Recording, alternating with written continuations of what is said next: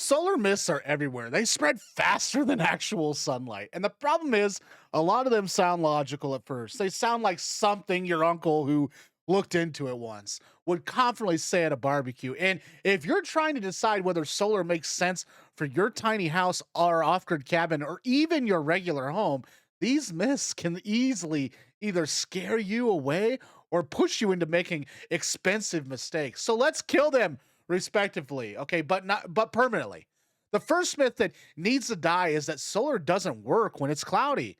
This one refuses to go away. People picture panels as these dramatic sun worshiping mirrors that shut off the second a cloud floats by. That's not how it works. Solar panels produce less in cloudy conditions, yes, but they absolutely still produce power.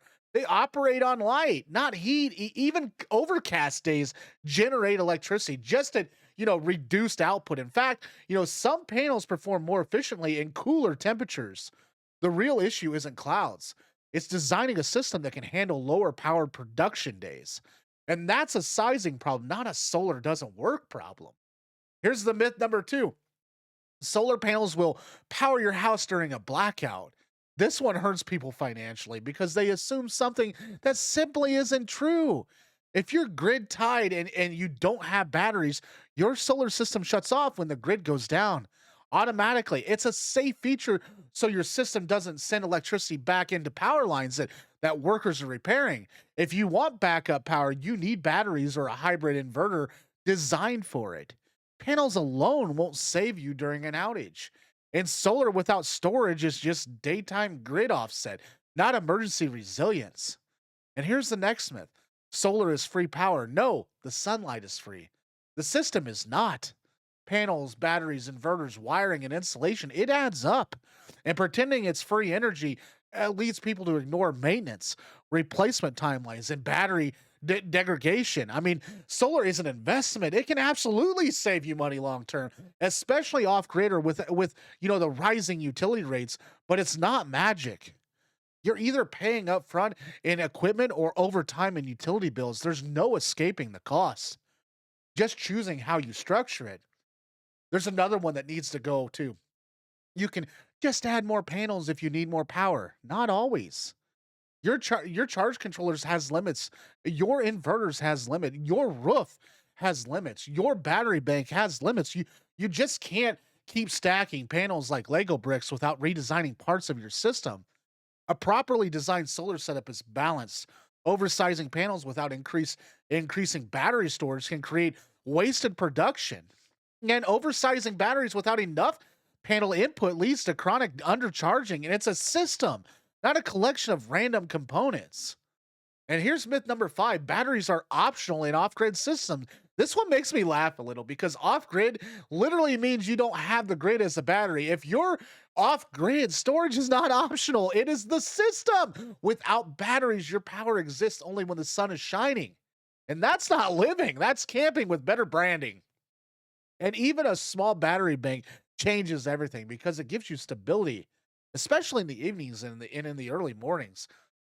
Another big myth is that solar panels require constant maintenance, and the image people having is climbing on the roof every week with a squeegee and a prayer.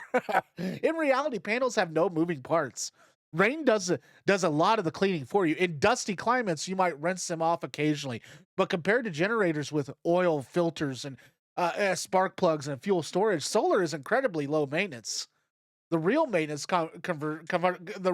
conversation belongs to batteries, not panels.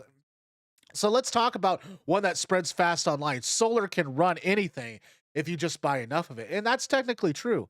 Financially questionable. And you can absolutely run electric heating, air conditioning, and heavy appliances on solar, but the system required becomes very large and very expensive. Heating and cooling are energy monsters.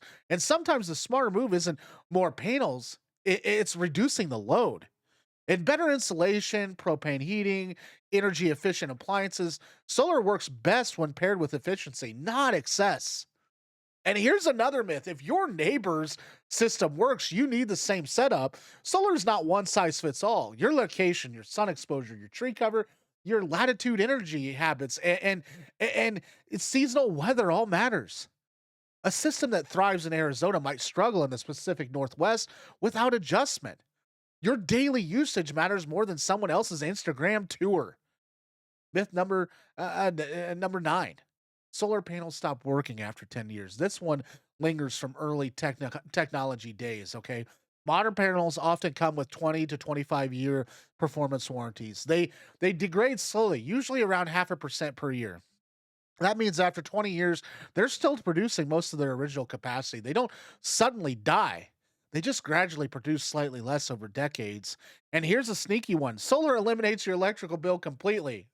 Sometimes, yes. Okay. Often, no. If you're grid tied, you may still have connection fees. If you're off grid, you may still need generator fuel during long cloudy stretches. And solar can drastically reduce the cost, but zero forever is usually marketing language, not reality. Now let's address the myth that solar is only for environmentalists or hardcore off-grid people. That mindset limits smart decisions. Solar is a financial tool. It's a resilience tool. It's a lifestyle tool. You don't need to hug trees to appreciate producing your own power. For tiny house owners, especially, solar is often about independence from complicated hookups and monthly bills, not the politics. Another myth that needs to die is that more expensive always means better. There are premium brands that absolutely deliver quality, but there are also reasonably priced panels that perform nearly identically in the real world conditions. The key is compatibility, warranty support, and the proper sizing. Not just hype either. Spending more doesn't automatically equal smarter. And here's one people don't expect: solar will automatically teach you to use less power. It won't. Solar exposes your habits. It doesn't fix them. If you waste power on grid electricity, you'll waste power on solar too. You'll just feel it more because you're watching the battery percentages. Discipline doesn't come from panels, it comes from awareness. And let's talk about winter. There's a myth that solar is useless in cold climates. In reality, panels can perform very efficiently in the cold weather because heat actually reduces electrical efficiency. The issue isn't temperature, it's shorter daylight hours and snow coverage. With proper tilt angles and system sizing, solar absolutely works in cold regions. It just needs to be designed with seasonal variations in mind. Another damaging myth is that do it yourself solar is always cheaper and just as good as professional installation. And sometimes that's true if you understand electrical systems, load calculations, or safety protocols, and code requirements. Do it yourself can save money, but poor wiring, undersizing cables, bad grounding, or mismatched components can cost more in the long run. Solar mistakes are expensive because you're dealing with high current and high voltage. Confidence without knowledge is costly. And here's a myth for tiny house owners specifically: roof space equals enough solar.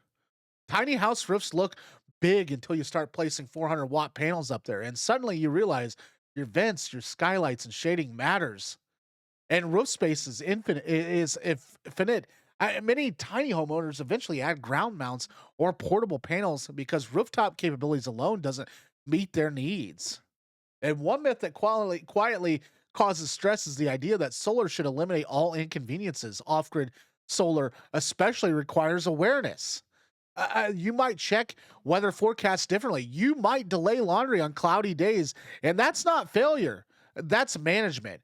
Expecting zero lifestyle adjustment leads just to disappointment. And here's one of that absolutely needs to die too. Solar is unreliable. Solar is predictable. The sun rises every day. Weather patterns are trackable, and system output can be estimated. What feels unreliable is usually undersizing, poor battery capacity, and unrealistic expectation. When properly designed with buffers, solar is incredibly consistent. And now let's hit a big marketing myth, okay?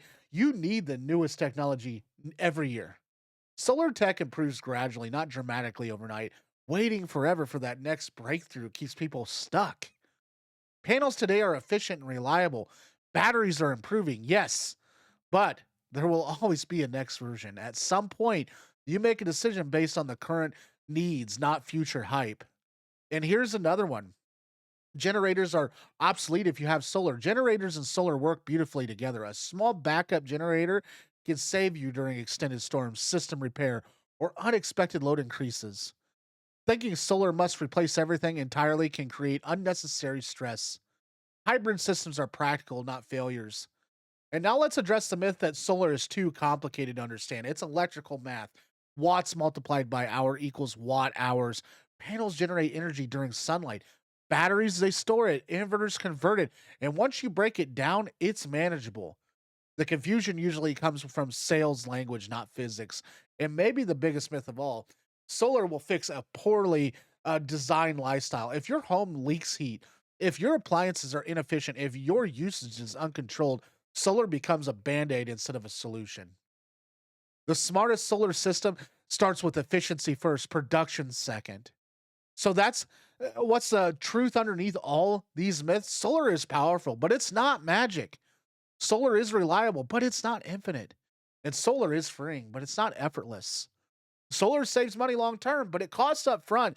And solar works almost everywhere if it's designed properly. And most myths, they exist because people oversimplify something that requires balance. Solar is a system of trade-offs, production versus storage, and cost versus independence, convenience versus awareness. If you're considering solar for your tiny house or off-grid setup, don't listen to extremes. Not the people who say it's useless, not the people who say it's flawless. The truth lives in the middle. Do your math, know your usage, design for your worst month, and add a buffer. And for God, build a system that matches your life, not someone else's comment section. Because the only myth that really matters is this: that solar is either all good or all bad. It's neither, it's a tool. And when you understand it clearly without the noise, it becomes one of the most empowering tools you can own. Anyways, thanks for watching. If you really like this video, check out this one up here on the right. And if you really like us, like, comment, and subscribe. I'd love to hear from you down in the comments. I try to respond to everybody. And if you really love me, feel free to buy me a coffee. In the description or on the front of my YouTube page is the link. Thank you. Have a nice day. We'll see you on the next one. Stay tiny.